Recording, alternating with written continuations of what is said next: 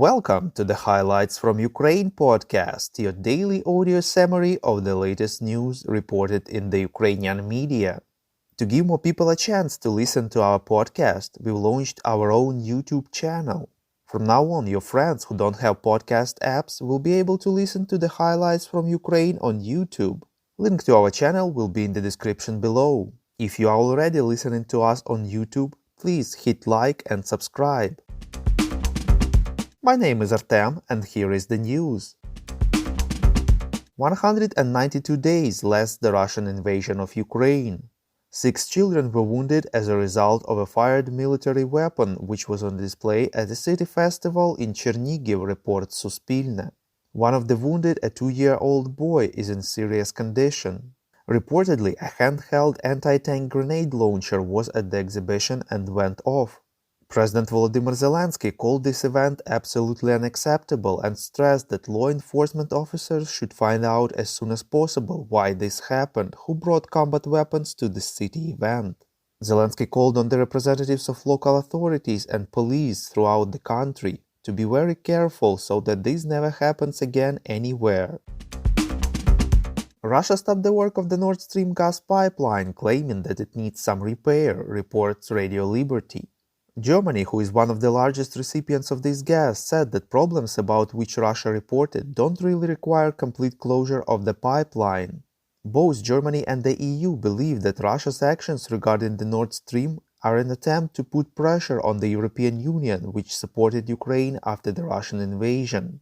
President Volodymyr Zelensky said that the Kremlin wants to weaken and intimidate the entire Europe, and where it cannot do it by force of conventional weapons, it does so by force of energy weapons. He warned that this winter Russia is preparing for a decisive energy attack on all Europeans. The president believes that Europe should respond with unity and by increasing sanctions against Russia at all levels, including by limiting Russia's oil and gas revenues. Zaporizhzhia nuclear power plant was again disconnected from the last main power transmission line, but it continues to supply electricity via backup line, reports Ukrainska Pravda. One of the 2 power units that were working was shut down.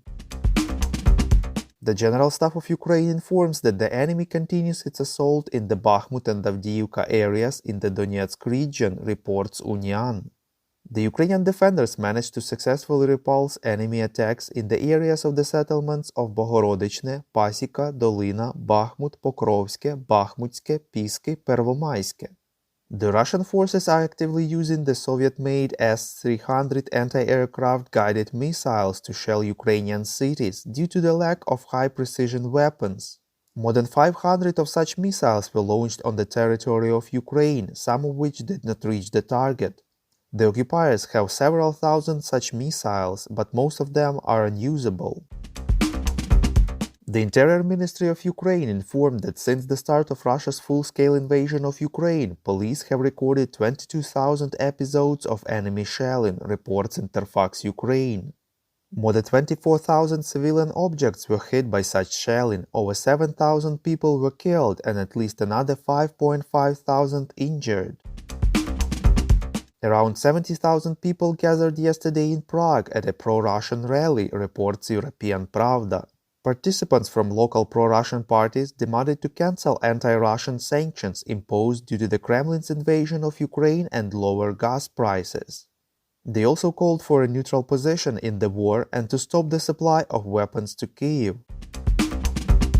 Our Patreon supporters get access to a cool new series on wartime life in Ukraine. To join the club, follow the link in the description below.